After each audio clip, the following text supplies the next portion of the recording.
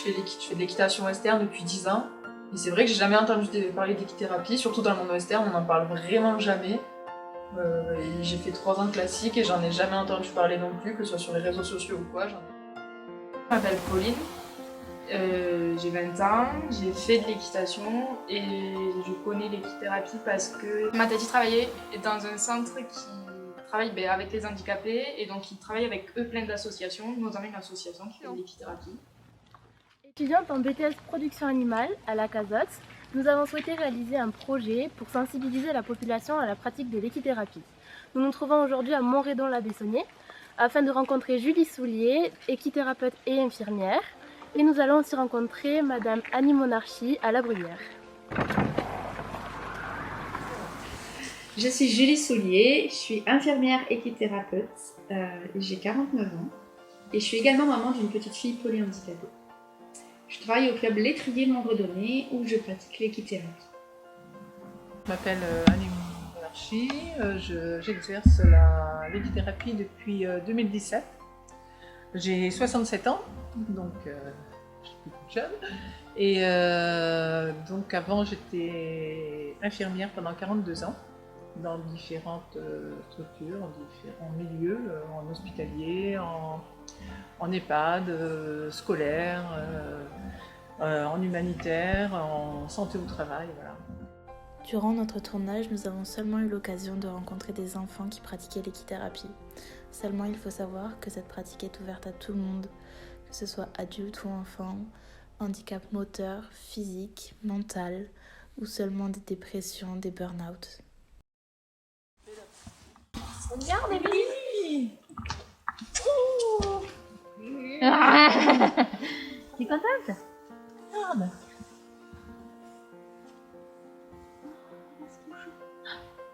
C'est le poney? C'est le poney?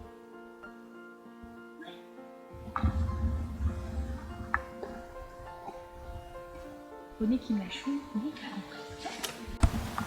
Oh, c'est mouillé ça! Ça c'est mouillé! La tête comme ça. Ouais, non, mais c'est pas agréable. Ah oui, c'est mouillé, regarde! Ça c'est poney mouillé! Ouais, t'as vu?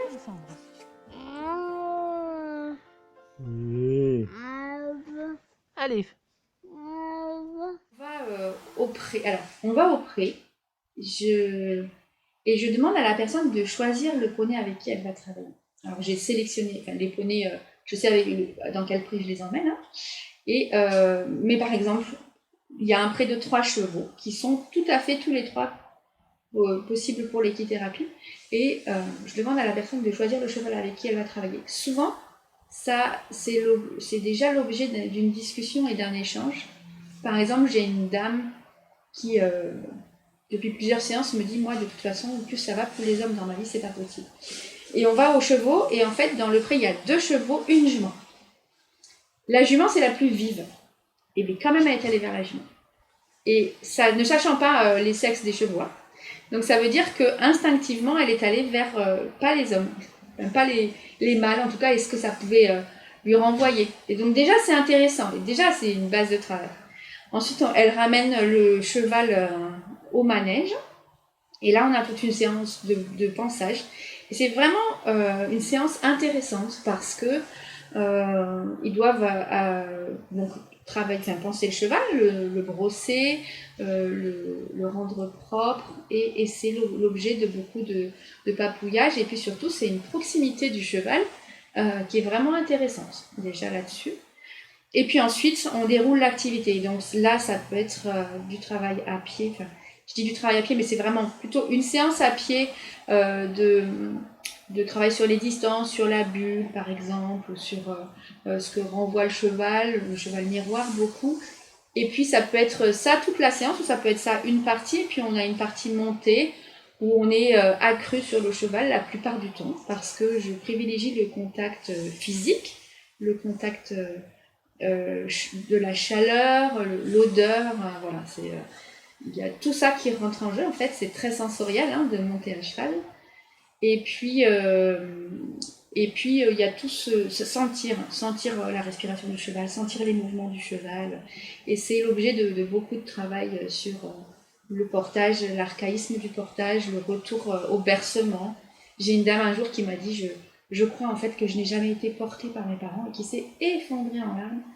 Juste le fait de décoller ses pieds, d'être portée sur le cheval et d'avancer et de ressentir ça. C'était au plus profond d'elle, c'était quelque chose qu'elle ne pouvait pas expliquer, mais c'est beaucoup, beaucoup sorti. C'est très, très, très lourd d'émotions dans ces moments-là et c'est vraiment... c'est les moments pour lesquels on travaille aussi. C'est vraiment voilà, de pouvoir amener cet échange entre le cheval et la personne et puis voilà, que la personne nous dise... Cette personne, une fois, elle m'a dit aussi... En fait, maintenant que j'ai des crises de panique, je vois la tête du cheval qui me dit que tout va aller bien. Et ben voilà, moi j'ai gagné ma séance là. Vraiment, ça me fait vraiment beaucoup de bien. Ça m'est beaucoup bénéfique, l'équithérapie à moi aussi, parce que j'ai l'impression d'apporter un petit changement qui va faire que les personnes elles vont voir leur vie différemment. Et ensuite, une séance type, souvent on va chercher le poney. Ou alors il est dans le manège, mais sinon on va le chercher dans le pré.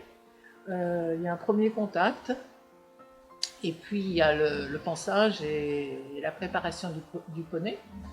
Donc, le pansage, c'est quand même une étape importante, surtout pour ces enfants qui ont l'habitude de recevoir du soin, alors que là c'est eux qui donnent le soin, qui prennent soin du poney. Donc c'est quand même quelque chose de très agréable, c'est en plus très sensoriel, il y a quand même il y a le toucher, il y a l'odeur, il y a l'odorat, donc c'est une étape importante. Et ensuite, suivant les activités, donc on a des activités à pied, activités en liberté, montée ou allongée sur le poney. Je fais aussi de la relaxation avec les poneys. Enfin, avec des patients sur le poney. Et j'essaye de garder un côté très ludique puisque j'ai des enfants, sans oublier que le bien-être du patient, il faut quand même que ça soit pour lui un moment de plaisir. Voilà. Donc les activités, souvent des jeux, des parcours, on joue à la marchande, voilà, il y a des jeux de balles. On joue au jeu de loi, voilà, c'est suivant les objectifs à atteindre.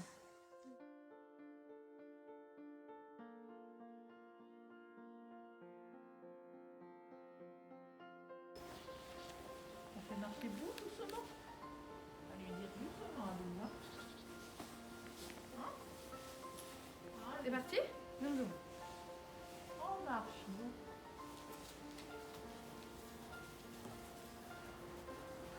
Elle est super contente.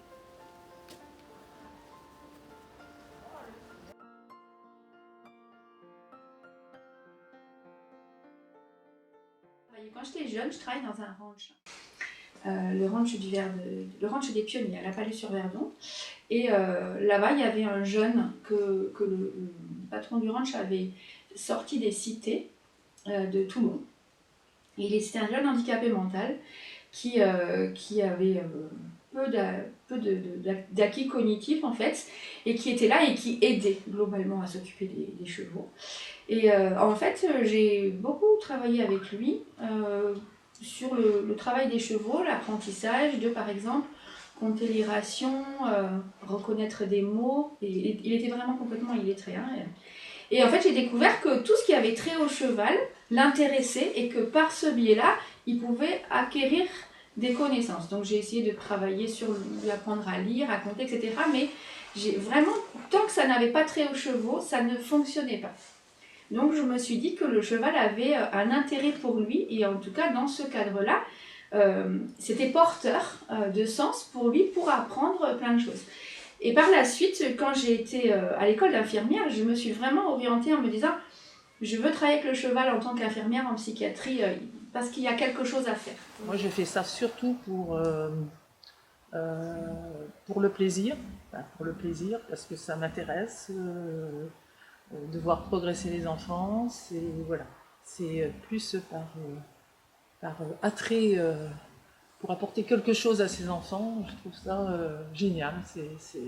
Ça leur amène énormément. Nous pratiquons l'équithérapie depuis l'ouverture de l'écurie, depuis 2006.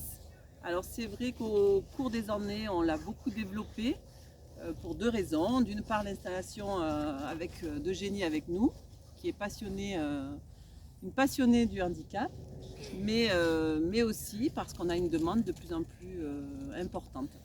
Nécessaire. Pour faire une formation d'équithérapeute, en fait, il est indispensable d'avoir une formation de base, d'avoir une formation dans le socio-médical en tout cas. Donc soit AES, AMP, infirmier, psychologue, psychothérapeute, etc. Ou alors une formation dans l'accompagnement en tout cas. Mais il faut avoir une formation de base. On n'est pas équithérapeute de rien du tout. Il y a vraiment une formation de base nécessaire et obligatoire dans tous les organismes de formation. Et là, pour choisir les chevaux, pour ma part, c'est d'abord un cheval avec qui on est en sécurité. C'est un cheval qui ne va pas mettre en danger la personne avec qui on sera. Et mais pas un cheval placide non plus. En tout cas, c'est pas ce que je recherche. Moi, j'aime les chevaux curieux qui vont vers les autres. Et un cheval curieux qui est peut-être un peu vif, du moment qu'il est sécuritaire, c'est-à-dire qu'il ne mord pas, qu'il ne tape pas, m'intéresse aussi. Parce que je peux travailler avec des enfants ou des personnes hyperactives, très vives, et le cheval devient là le miroir de ce qu'ils sont. Vraiment, c'est des éponges, les chevaux, et ils renvoient exactement ce type de comportement. Donc c'est vraiment un bon travail pour dire aux personnes, voilà ce que le cheval vous renvoie de ce que vous êtes et comment on peut travailler là-dessus. Pour les enfants, ça fonctionne très très bien. Pour les adultes arrivés à l'âge adulte la plupart du temps, en tout cas ceux qui viennent en équithérapie, c'est souvent pas des personnes qui travaillent dans le cheval, ou en tout cas qui sont en contact très fréquent du cheval. Donc c'est des personnes qui ont déjà acquis une crainte du cheval. Donc là, je vais plutôt travailler sur des grands chevaux beaucoup plus calmes, avec moins de réaction, parce que sinon on va perdre les personnes, on va les effrayer. En revanche, je cherche là aussi une morphologie, c'est-à-dire un cheval avec un bon dos, où on ne sent pas la colonne vertébrale, un dos porteur, voilà, parce que avec les adultes, on travaille le portage beaucoup. C'est quelque chose de relativement régressif, de très archaïque, qui fonctionne très très bien quand on veut travailler du lâcher-prise, du retour à soi. Et pour ça, il faut un cheval confortable en fait. Donc je vais vraiment chercher des morphologies, des types éporteurs, des types comptoirs, mérins, voilà, des races ou des portes et fenêtres, hein, peu importe, mais en tout cas avec une morphologie de portage, vraiment. Et puis après, voilà, il faut que ce soit un cheval qui aime aller vers les humains. Il y en a, c'est pas le cas. Il y en a qui sont des chevaux montés et qui ne travaillent pas à pied. Et voilà, il faut que ce soit un cheval qui soit habitué à travailler à pied en fait. Voilà. L'importance du pas, je ne sais pas si vous qui montez à cheval, combien de muscles travaillent quand on est au pas? Quoi? Je crois que c'est 300, hein. 300 muscles. Le fait de se redresser, de suivre le mouvement, et c'est inconscient en plus. Hein, ils sont vraiment en contact avec les poneys, enfin, avec le dos du poney, c'est important pour le mouvement du pas. Hein? Alors, on va mettre la boucle.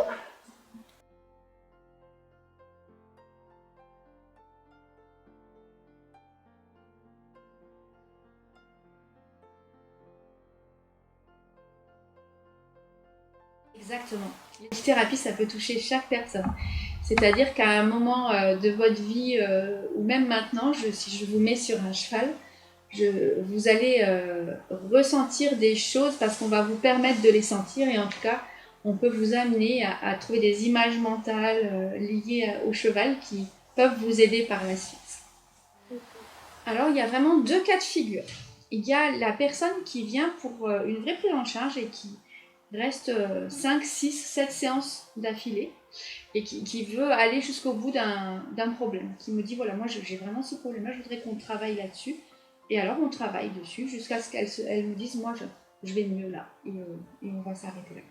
Et il y a des personnes, c'est beaucoup ce que j'ai eu là ces derniers temps pendant la pandémie, qui sont en burn-out et qui viennent d'abord pour me dire j'en peux plus, je ne sais plus qui je suis, je voudrais me retrouver.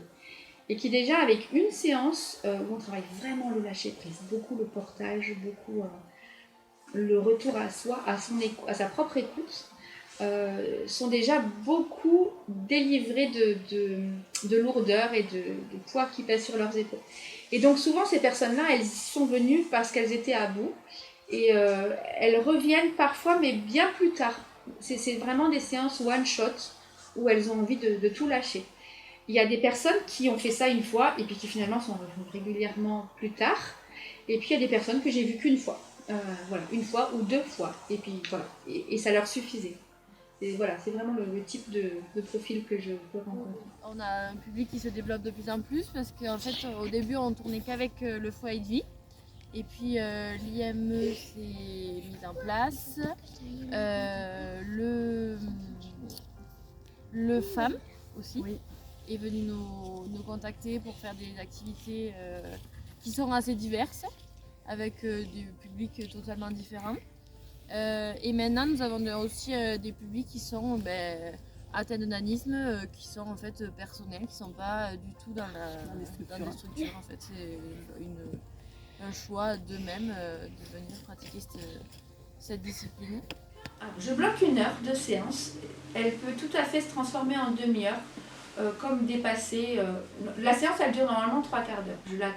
Je bloque 1 heure parce que il y a l'accueil de la personne et puis il y a toute la suite. On ne peut pas dire au bout de 3/4 d'heure la séance s'arrête. Il faut juste le temps que la personne elle puisse partir. Elle prenne le temps de partir. C'est des séances qui sont très lourdement chargées émotionnellement, souvent avec les adultes. Et il y a vraiment besoin de prendre le temps que ça retombe et qu'on puisse partir de façon sereine. Au niveau des tarifs, comme c'est pas mon activité principale, premièrement, et comme deuxièmement, je le fais dans le cadre d'une association, je pratique des tarifs qui sont délibérément bas pour le permettre au plus de monde possible d'y accéder, surtout dans notre milieu. Nous, on est dans un milieu très rural ici, j'essaye d'ouvrir le plus possible l'activité. Donc, je suis sur un tarif de 35 €, ce qui est très bas. En revanche, si j'étais en auto-entrepreneuriat, si c'était mon métier, si c'était mon activité principale, etc., on serait beaucoup plus autour de 45-50 €. C'est le tarif normal d'une séance d'équithérapie de personnes qui y reviennent. Les personnes sont là pour venir s'aérer, respirer. On a beaucoup de chemins de balade qui sont assez accessibles en 1 heure, c'est assez facile, c'est des chemins qui sont plats. On a plusieurs types de chemins, mais on a des chemins qui sont plats, ça permet la rééducation un petit peu pour des personnes qui ne veulent pas monter, qui veulent juste marcher avec le contact de l'animal, se faire suivre, se faire écouter, donner un petit peu d'autorité, ça les responsabilise et je pense que c'est ce qu'ils aiment, ils en ont besoin. Et après on a une autre aussi, du coup on vient de construire un manège avec de la feutrine, c'est de la mousse de canapé, c'est du recyclage, ce qui permet de ne pas arroser le sol. Et en fait, les éducateurs disaient que c'était assez bien parce que ça permettait aux personnes handicapées en fait, de faire un peu de rééducation pour des personnes qui ne veulent pas aller, par exemple, chez le kiné, se faire masser, plier les genoux, redescendre les genoux. Là, le fait de marcher avec des objets et un cheval, ça leur plaisait et en fait, ils ne se voyaient pas travailler. C'était l'intérêt qu'on y trouvait. Ouais. Et puis aussi parce qu'on est une toute petite structure où du coup ces personnes ont très vite retrouvé leurs repères et donc c'est un atout. Et c'est aussi un atout dans le sens où on est adaptable et on s'adapte aux besoins des structures qui accueillent ces personnes handicapées.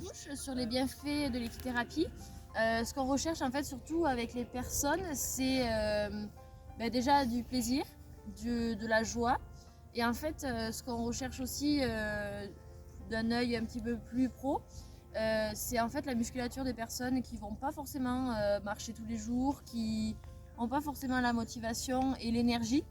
En fait, rien que de se mettre à cheval, les muscles fonctionnent, le dos se muscle, ils sont obligés de se tenir droit. Donc niveau musculature, c'est super important pour eux. Les bienfaits aussi, c'est un animal qui est non jugeant. C'est important pour les personnes de ne pas être jugées parce qu'en fait, quand on regarde leur histoire un petit peu dans les foyers ou dans les structures, il y a toujours des bilans, il y a toujours des suivis, il y a une amélioration à avoir. Là, le cheval est non jugeant, il le regarde comme une personne normale, que ce soit une personne en situation de handicap ou une personne dite normale qui vienne lui donner du pain, ça fait le même effet. Donc c'est quand même pratique d'avoir ce petit regard où il n'y a pas de, jugement, il n'y a pas de méchanceté en fait dans le regard du cheval. Et aussi l'avantage c'est que le cheval est grand. Donc en fait dès qu'on s'approche du cheval ça fait un peu rassurant, ça leur lui donne envie d'avoir des câlins. Et c'est un cheval qui a de la chaleur, donc du coup les personnes ressentent un petit peu cette chaleur et viennent chercher ce contact. C'est important aussi de mettre le contact et ça apaise pas mal les choses. Oui, on fait. Stop. Stop. Regarde, tu te souviens comment on fait? Regarde.